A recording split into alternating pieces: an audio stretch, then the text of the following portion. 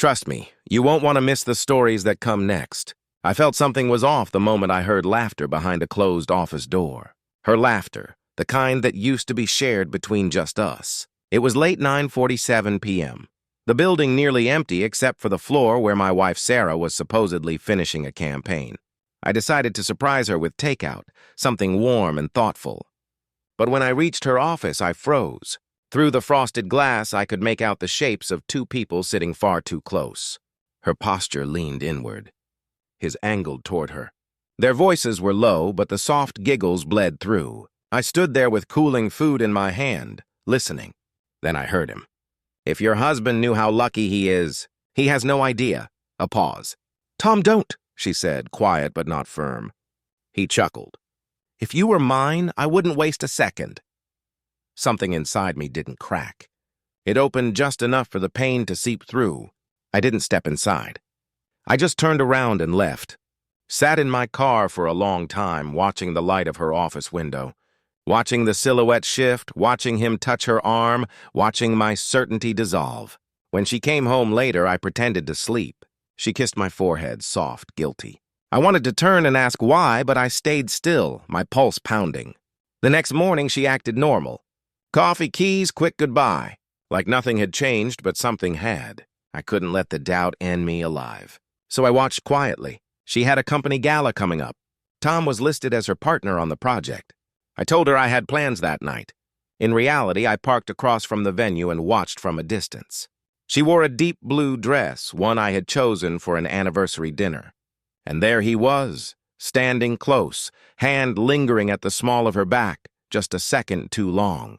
I took photos, not to show her, but to remind myself I wasn't imagining any of it. I tried giving her space to confess. I asked her casually how things were going with Tom. A small pause, too small for most to catch, but I caught it. "Oh, Tom, he's just focused on work." "Why?" I smiled. "Just curious." Inside, I was drowning quietly. Over time, I gathered small pieces. Messages erased from her phone, but not from her smartwatch. Calendar notes for dinners that didn't exist. A trace of cologne I had never worn. Then one morning, her phone buzzed on the counter. When she stepped out, a preview flashed. "Tom, last night was unreal. Can't get you out of my head." My hands were steady when I opened the messages. Dozens of exchanges, teasing, flirting, confessions. My heart didn't break. Then it froze. I didn't confront her. Not yet. Tom thought I knew nothing. I wanted to show just how in the dark I could be. I worked in cybersecurity for a financial institution. It didn't take long to uncover Tom's missteps. Fake expense logs, padded invoices, unapproved client charges. I packaged every scrap neatly and waited. 2 weeks later, Sarah said she was flying out for a client weekend with Tom. I kissed her goodbye at the gate, watched her disappear. Then, I drove straight to her company's HR. I didn't rant. I didn't accuse. I simply handed them the files. 3 days later, Tom's career collapsed. He was suspended, then terminated. His reputation across the field ruined. When Sarah got home, she looked pale, shaken. "They suspended Tom. They're investigating.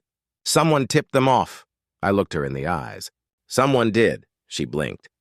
"Ethan, what are you saying?" "I know. I told her everything. Him, you, all of it." She tried to speak, voice cracking. "It wasn't supposed to happen. He made me feel seen. I didn't know how to tell you." "You could have started," I said, "by not assuming I was blind." She cried. I didn't. She packed a bag and left to stay with her sister that same night. The divorce was quiet. No screaming, no battles, just an ending. A long, slow closing of a door that once opened to everything I loved. Months later, I ran into Grace from HR. She told me Tom had tried to fight the termination, but it backfired. His name was Dunn. Sarah had quit too. I just nodded. "I hope she finds her way," I said. And I meant it. Because somewhere through the fire, I discovered something like peace. Sometimes betrayal doesn't end with explosions. Sometimes it ends in silence, in acceptance, and understanding that the person who once felt familiar is now someone you'll never fully know again. Tom believed I never saw the signs. He mistook restraint for blindness. He forgot that quiet men don't miss much. We just wait for the right moment to move.